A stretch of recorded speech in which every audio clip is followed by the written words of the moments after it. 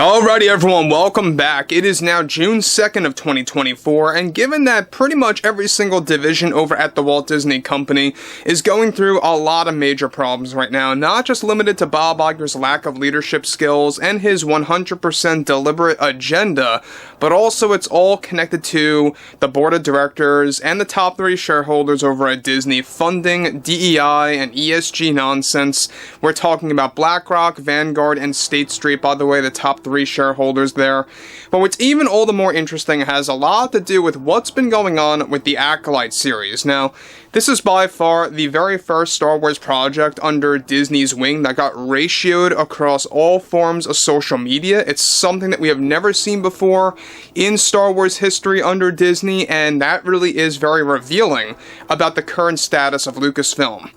This is Mike Zero. Subscribe if you're new and like this video to see future updates. You can also follow me at Mike01. I thank you also very much for the great and kind support.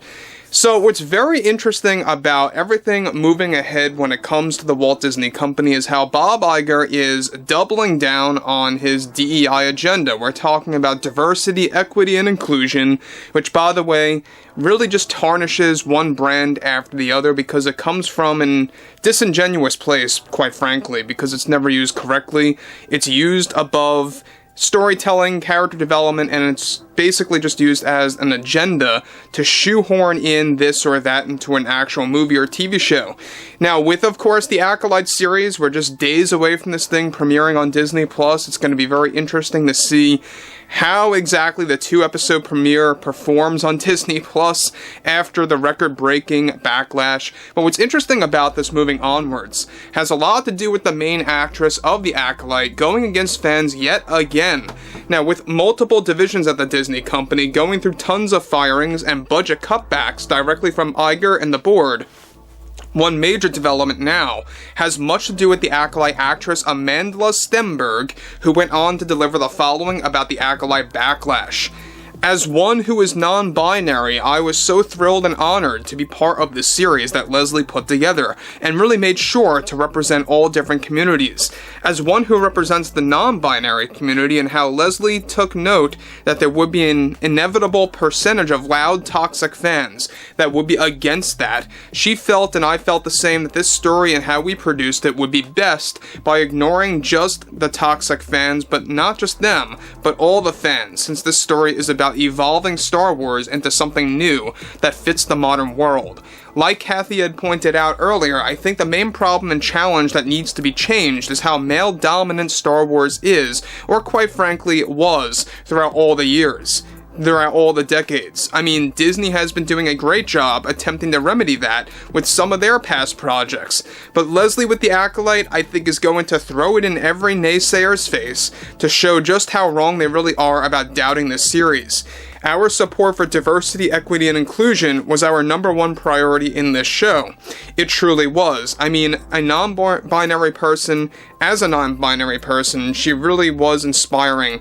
Leslie made sure to make some of the characters non-binary and some coming from the LGBTQI background that really fit the story well. I know J.J. Abrams tried to do this with the ending of The Rise of Skywalker, the last of the sequels, I believe it was, right? So yeah, that was just a start, and even that, I think, was sidelining the LGBTQ community. And I was more than happy to see Leslie inserting the non-binary community in this one. I genuinely believe that most Star Wars fans, at least the ones that are male, have some level of misogyny that they need to deal with on their own and work with, and some of them may be raising concerns about the Acolyte with good intentions, but I think the most part, for the ones that are very loud, they do have a problem with women.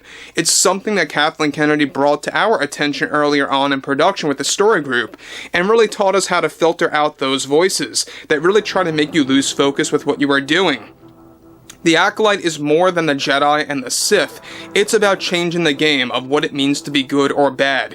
This is all essentially a story about power, in its own unique way that comes with major twists and turns. Look, I don't know much about Star Wars really as much as other fans do. In fact, Leslie really wanted a whole team that didn't really know much about it at all to have an unbiased team working on this thing. Guys, let me just stop here about what Amandla is spewing again.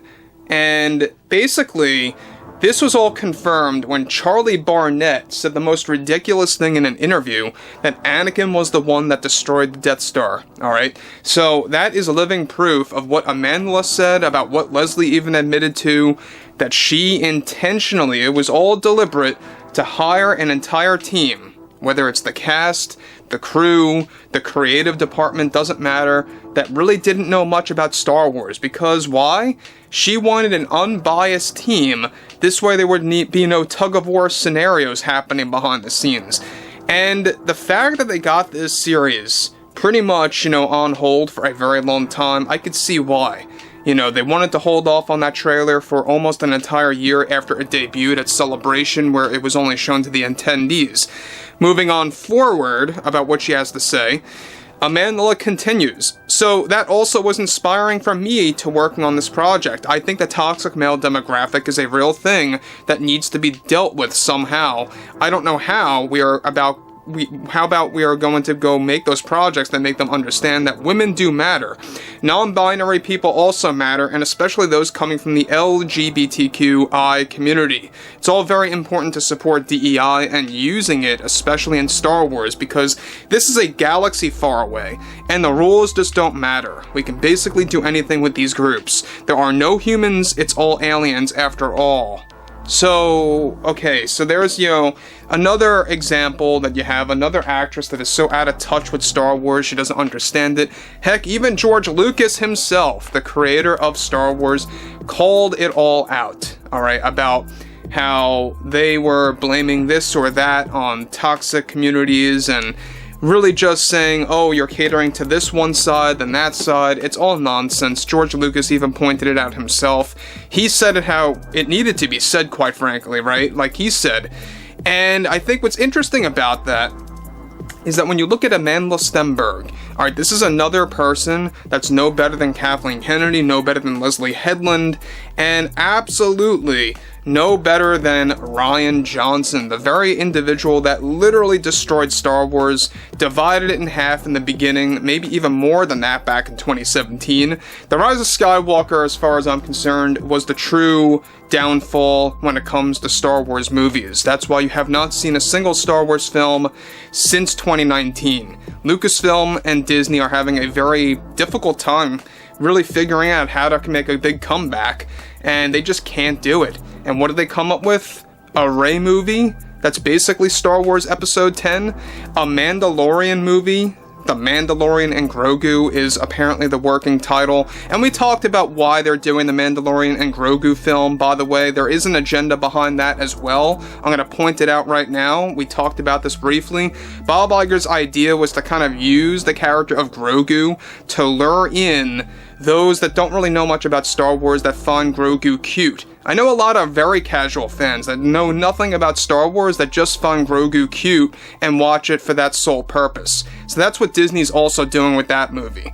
But overall, I would love to hear what you all have to say about this below in the comments, and if you guys did enjoy the content for today, make sure to drop a thumbs up on this video to support the channel, and I will catch you guys later.